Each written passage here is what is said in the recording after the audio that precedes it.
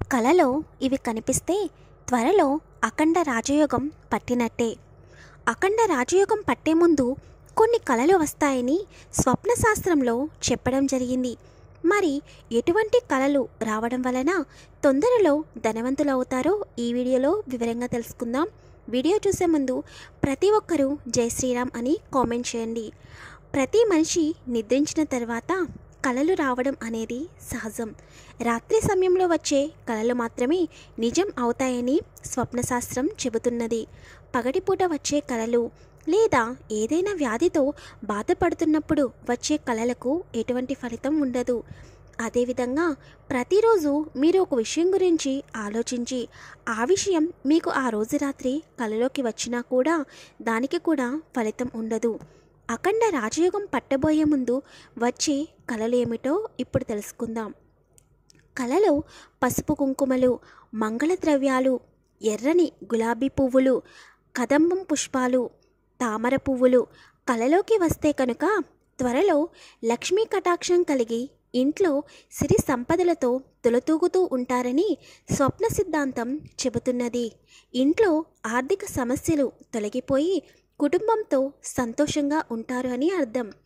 చకోరా పక్షులు, తెల్లని హంసలు, తెల్లని కోళ్ళు, తెల్లని పావురాలు కలలోకి వస్తే ఇంట్లో శుభకార్యం జరిగే సూచనలు ఉన్నాయని స్వప్న శాస్త్రంలో బృహస్పతుల వారు చెప్పడం జరిగింది.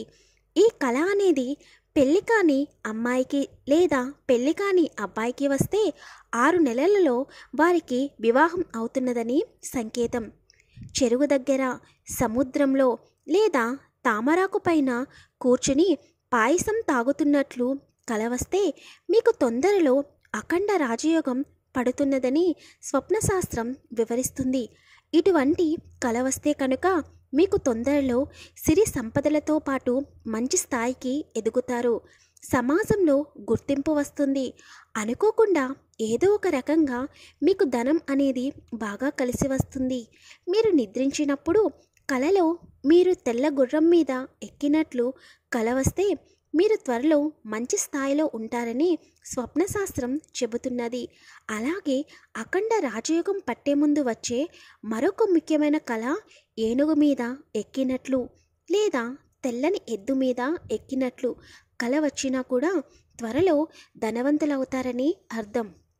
అంటే ఇప్పుడు మీరు ఉన్న స్థాయి నుండి పై స్థాయికి ఎదుగుతారని సంకేతం. భార్యాభర్తలు ఒకే కంచంలో తింటున్నట్లు లేదా భార్యాభర్తలు ఒక చోట కూర్చుని తాంబూలం వేసుకుంటున్నట్లు కల వచ్చిన లేదా భార్య భర్త తొడ మీద కూర్చుని ఉన్నట్లు కల వచ్చినా కూడా ఆ భార్యాభర్తలు ఎప్పటికీ విడిపోకుండా ఉంటారని, జీవితాంతం కలిసి సంతోషంగా ఉంటారని స్వప్నశాస్త్రం చెబుతున్నది. ఎవరైనా మీ మెడలో తెల్లని పూల హారాన్ని వేసినట్లు కల వచ్చినా లేదా వింధ్యా మరలతో లేదా విసిని కర్రలతో ఎవరైనా మీకు గాలి విసురుతున్నట్లు కల వచ్చినా తొందరలో వారు పై స్థాయికి ఎదుగుతారని, అందరికంటే గొప్ప స్థాయికి ఎదుగుతారని అర్థం. పడుకున్నప్పుడు కలలో సముద్రాలు, సరస్సులు, నదులు ఇలా నీటికి సంబంధించిన ఏ సెలయేరు కనిపించినా కూడా అది అద్భుతమైన కలగా స్వప్నశాస్త్రం చెబుతున్నది. మీకు కలలో నీరు ఏ విధంగా కనిపించినా కూడా అది మంచి కలగా చెబుతున్నది. అలా మీరు నీరు కలల్లోకి వస్తే త్వరలో ధనవంతులవుతారని సంకేతం. అంతేకాకుండా మీరు కలలో నదిని లేదా కాలువని లేదా ఏదైనా నీటి ప్రవాహాన్ని దాటుతున్నట్లు అలా వస్తే కనుక మీ జీవితంలో ఉన్న కష్టాల నుండి మీరు బయటపడబోతున్నారని అర్థం.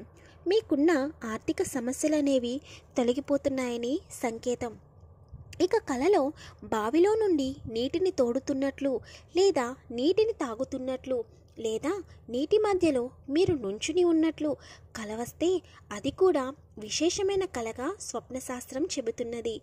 ఇలా కల వస్తే కనుక మీకు ధనలాభం కలగబోతున్నదని సంకేతం.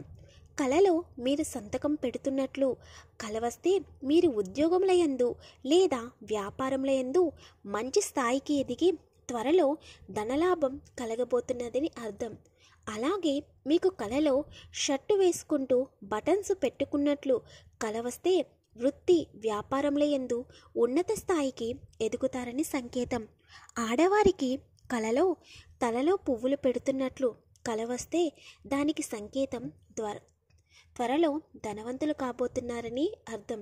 అదేవిధంగా మీరు బంగారు నాణెములను ఎవరికైనా ఇస్తున్నట్లు లేదా బంగారు ఆభరణములు కొంటున్నట్లు కల వస్తే మీరు త్వరలో కోటీశ్వర్లు అవుతారని స్వప్నశాస్త్రం చెబుతున్నది.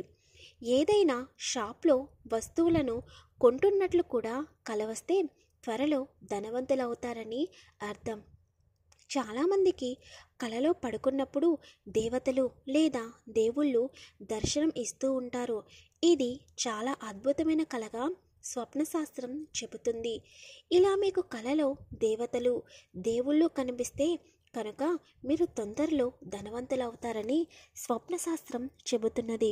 ఇలా మీకు కలలో దేవతలు లేదా దేవుడు కనిపించినప్పుడు మీకు కలలో ఏ దేవుడు లేదా దేవత అయితే వచ్చారో మరుసటి రోజు ఉదయమే లేచి తలస్నానం చేసి చక్కగా ఆ దేవాలయానికి వెళ్ళి అర్చన చేయించుకోవాలని.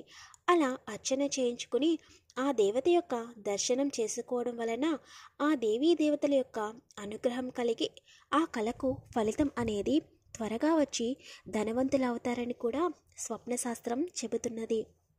కలలో ఏదైనా పండుగను అందరూ కలిసి సంతోషంగా జరుపుకుంటున్నట్లు కల వస్తే కనుక ఇది అద్భుతమైన కలగా స్వప్నశాస్త్రం చెబుతున్నది. దీనికి అర్థం మీరు త్వరలో ధనవంతులు అవుతున్నారనే సంకేతం. ఇక కలలో మీకు సూర్యుడు ఉదయిస్తున్నట్లు కల వస్తే కనుక ఇది కూడా అద్భుతమైన కలగా స్వప్నశాస్త్రం చెబుతుంది. కలలో తేనెపట్టు కనిపిస్తే మీరు త్వరలో ధనవంతులు కాబోతున్నారని అర్థం. అయితే వాస్తుశాస్త్రం ప్రకారం ఇంటిలో తేనెపట్టు అనేది ఉండకూడదని పండితులు చెబుతున్నారు. కానీ తేనెపట్టు కలలో కనిపిస్తే మాత్రం ధనలాభం. చాలామంది చెబుతూ ఉంటారు, నాకు ఈరోజు మా అమ్మమ్మ, మా నాయనమ్మ, మా తాతయ్య ఇలా కలలోకి వచ్చారని, వారు నన్ను తమకు ఇష్టమైన ఆహారాన్ని పెట్టమని అడుగుతున్నారని చెబుతూ ఉంటారు. ఇలా కలలో మిమ్మల్ని ఆహారం పెట్టమని అడిగినా లేక నీరు ఇవ్వమని అడిగినా కూడా మీకు పితృదోషం ఉందని అర్థం చేసుకోవాలి. ఒకవేళ మీకు కలలో మీ పితృదేవతలు ఆహారం నీరు పెట్టమని అడిగితే కనుక మీరు వెంటనే పితృదోష నివారణ చేయించుకోవాలని స్వప్నశాస్త్రం చెబుతున్నది. లేకపోతే పితృదోష కారణంగా ఇంట్లో కష్టాలు మరియు ఆర్థిక ఇబ్బందులను ఎదుర్కోవాల్సి వస్తుంది. ఆ ఇంటిలో సంపద అనేది వృద్ధి చెందదు. ఎప్పుడైతే పితృదేవతల యొక్క ఆశీర్వాదం మీపై ఉంటుందో మీ ఇంటిలో సంపదకు లోటు ఉండదని స్వప్నశాస్త్రం చెబుతుంది. కలలో మీకు ఏనుగు కనిపిస్తే త్వరలో రాజయోగం పట్టబోతున్నదని సంకేతం. కలలో గులాబీ పువ్వులు కనిపించినా కూడా అది మంచి కలగా స్వప్నశాస్త్రం చెబుతుంది. అంతేకాకుండా కలలో మీ పితృదేవతలు అనగా మీ నాయనమ్మ, తాతయ్య, అమ్మమ్మ ఇలాంటి వాళ్ళు మీకు కలలో కనిపించి మిమ్మల్ని ఆశీర్వదిస్తున్నట్లు కల వస్తే కనుక ఇది అద్భుతమైన కలగా స్వప్న సిద్ధాంతం చెబుతున్నది.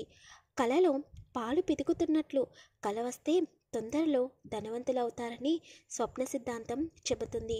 ప్లీజ్ వీడియోని లైక్ చేసి షేర్ చేయండి, ఛానల్ని సబ్స్క్రైబ్ చేసుకోండి.